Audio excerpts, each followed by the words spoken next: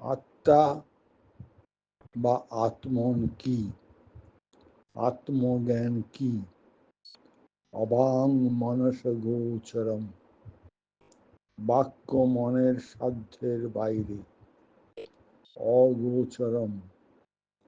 ঠাকুর বলছেন তাকে বলা যায় না, তিনি উচ্ছিষ্ট হন না।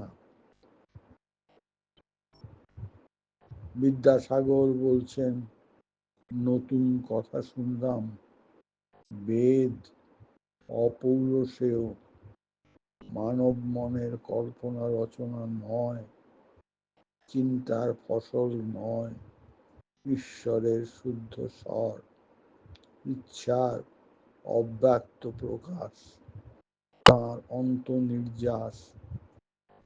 বেদান্ত বা উপনিষদ কেবল খুঁজে গেলেন, প্রশ্ন করে গেলেন, জ্ঞান যোগ, তপস্যায় আত্মা বা ব্রহ্ম কি?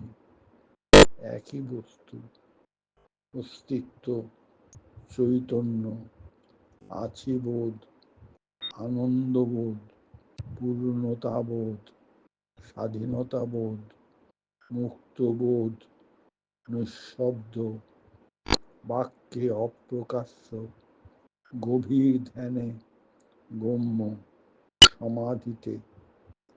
তখন তিনি ব্রহ্মজ্ঞানী, তার সান্নিধ্য মুক্ত শান্তির ইশারা। জয় রামকৃষ্ণ।